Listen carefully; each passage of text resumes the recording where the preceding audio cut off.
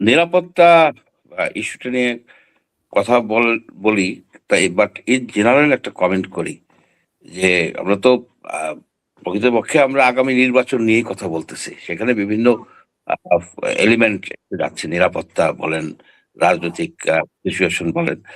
আমি যেটা দেখেছি যে আমাদের 12টা নির্বাচন হয়েছে, তার মধ্যে 4টা নির্বাচন হয়েছে যেগুলি জেনারেলি অ্যাকসেপ্টেবল। 91 এর নির্বাচন, 96 এর জুনের নির্বাচন, তারপর 2001 এর নির্বাচন এবং 2008 এর নির্বাচন। এই সবগুলি নির্বাচন হচ্ছে কেয়ারটেকার সিস্টেমের আন্ডারে এবং এগুলি নিয়ে খুব একটা নাই, মানে কমপ্লেন খুব একটা কমপ্লেন নাই। এখন বিষয়টা হচ্ছে যে এই 4টি নির্বাচনও যদি আপনি ধরেন, এই নির্বাচনগুলি হওয়ার পরে জনগণের কি খুব একটা সুবিধা হচ্ছে? জনগণ কি খুব সুখে শান্তিতে থাকছে? থাকে নাই। 2008 সনের যে নির্বাচনটা, 2008 সনের নির্বাচনটা কি রিগড হয়েছে খুব একটা? তারপর কি হলো? তারপর ডিক্টেটর হয়ে গেল। প্রত্যেকবার নির্বাচন হয়, একটা পার্টি জিতে আর জনগণ কিন্তু হেরে যায়। এই যে নির্বাচনটা হচ্ছে, আপনারা চুলচেরা বিশ্লেষণ করতেছেন জামাতকে নিয়ে, এনসিপি কে নিয়ে, বিএনপি কে নিয়ে। আমি কিন্তু অতটা উৎসাহিত হই না, এই কারণে হই না। এই নির্বাচনের পরে কি আবার কোনো সুবিধা হবে? আমি একজন সাধারণ পাবলিক, আমি কি আরো বেশি নিরাপদ হব? আমার কি ব্যবসা বাণিজ্য, আমি কি চাঁদাবাজদের বিএনপি আসুক আর জামাতি আসুক, আমরা আসুক, বিএনপি আসুক, জামাত আসুক, এনসিপি আসুক, জেসিপি আসুক, কিন্তু এই একজন প্রান্তিক চাষি, ব্যবসায়ী, সে কি আপনার এই নিরাপদে ব্যবসা করতে পারবে? চাঁদাবিহীন পরিবেশে ব্যবসা করতে পারবে? পরিবহন ব্যবস্থায় কি এই চাঁদাবাজি উঠে যাবে? যাবে না। যে লাউ সেই কদু থেকে যাবে। সেই জন্য যে সংস্কারের কথা বললেন, পলাশ চৌধুরী সাহেব বললেন, মেজর সাহেব, আফসার সাহেবও বললেন যে সংস্কারের কথা, সেই সংস্কার কি হয়েছে? ইউনূস সাহেব তো আপনার সংস্কারের নামে যেটা করছেন, সে কতগুলি বই বানাইছেন, সেই বইগুলিকে বস্তাবন্দি করে ফেলছে, বইগুলিকে বস্তাবন্দি করছে। তারপরে যাই হোক, শেষ পর্যন্ত ওর ভিতর থেকে আপনি 30টা দফা আনছেন জুলাই সনদে।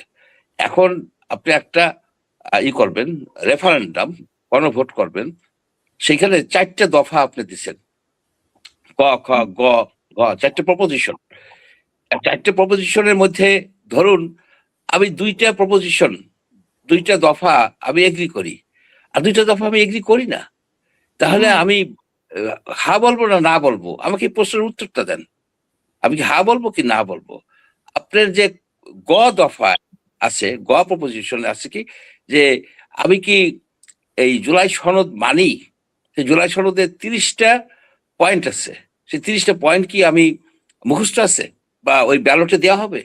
ব্যালটে দেওয়া হবে যে 4টে প্রপোজিশন, সেখানে আছে 140টা শব্দ। এই 140টা শব্দ আমি পড়েছি, আমার লাগছে 1 মিনিট 40 সেকেন্ড। আপনি খেয়াল করে দেখেন। আপনি এখানে আরেকটা বিষয় দেখেন যে ভোটার হচ্ছে 12,76,00,000। 80% লোক ভোট দিবে। 2008 সনে 87% লোক ভোট দিছে। 2001-এ আপনার ভোট দিছে 74%। সুতরাং ধারণা করা যায় 80% লোক ভোট দিলে 10,20,00,000 লোক ভোট দিবে।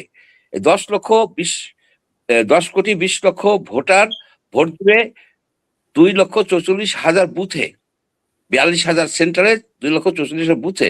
তাদের সময় হচ্ছে 9 ঘন্টা, 7:30 থেকে 4:30 পর্যন্ত, 540 মিনিট। অর্থাৎ আপনি যদি হিসেব করে দেখেন, প্রত্যেকটা ভোটার সময় পাবে 1 মিনিট 29 সেকেন্ড। 1 মিনিট 29 সেকেন্ড পাবে সময়, যদি কন্টিনিউয়াসলি ভোট হয়। তাহলে 1 মিনিট 29 সেকেন্ডের মধ্যে সে ব্যালট দিবে, 2টা ব্যালট, তার কালি দেওয়া হবে, সে এমপি ইলেকশনে সিল মারবে, তারপর ব্যালট পড়বে, পরে হা কিংবা নাতে সে সিল মারবে। এ কি সম্ভব কিনা? সাধারণত নর্মাল যে ইলেকশন হয় সিঙ্গেল ব্যালটে, সেখানেই লাগে আপনার 3 থেকে 5 মিনিট একটা ভোট কাস্ট হইতে, 3 থেকে 5 মিনিট। এখানে 2টা। আর একটা বিষয় দেখেন যে বাংলাদেশের রাফলি 25% লোক নিরক্ষর। এখন এমপি ইলেকশনে নিরক্ষর স্বাক্ষর সবাই ভোট দিতে পারে, কারণ সেখানে মার্কা আছে, ধানের শীষ, নৌকা, আপনার লাঙ্গল, এগুলি দেখে কিন্তু মার্কাটা কিন্তু খুবই গুরুত্বপূর্ণ। সেখানে শিক্ষিত যদি অক্ষর জ্ঞান সম্পন্ন হওয়ার দরকার নাই, মার্কা দেখে ভোট দেয়। কিন্তু এইখানে তো অক্ষর জ্ঞান সম্পন্ন হইতে হবে, কারণ তার ব্যালটটা পড়তে হবে এবং হাটাও জানতে হবে, নাটাও জানতে হবে। সে কিভাবে ভোট দিবে? 25% লোক তো পড়তেই পারতেছে না। সুতরাং এই যে আপনার এখানে আমি একটা হিসেব করে দেখছি যে যদি 5 মিনিট বা 4 মিনিট করে সময় দেন, তাহলে রাফলি 20% লোক ভোট দিতে পারবে এই সময়কালের মধ্যে।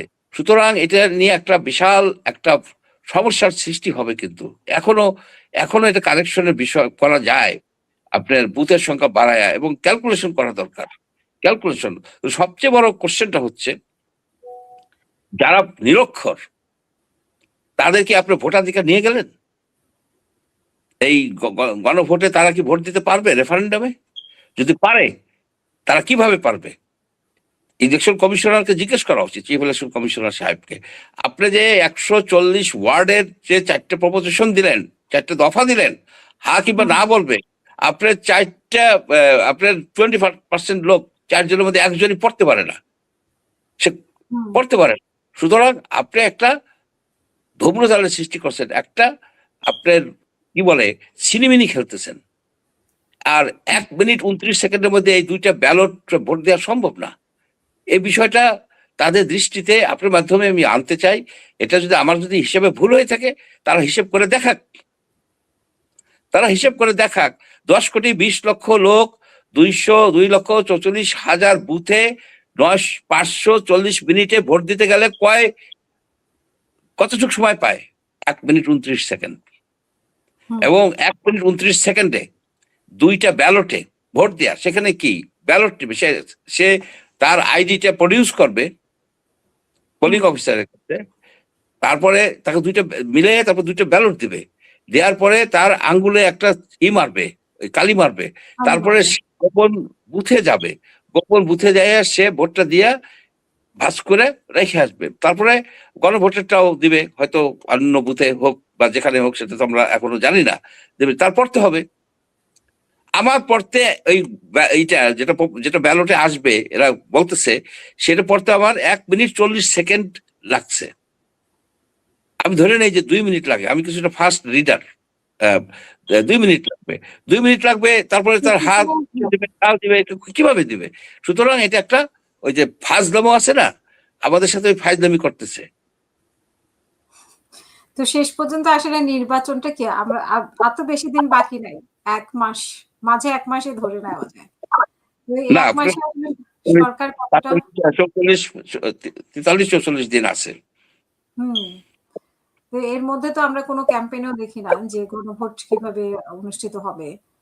তো এবং সরকারের আসলে প্রস্তুতি কি? এতদিন তো আপনি নিশ্চয়ই শুনেছেন শফিকুল আলম যে গতকালকে বলেছেন যে তারেক রহমান আসার পরে মনে হচ্ছে নির্বাচনটা সত্যি হবে। তার মানে এর আগে কি ওনারা শিওর ছিলেন না যে নির্বাচন হবে না?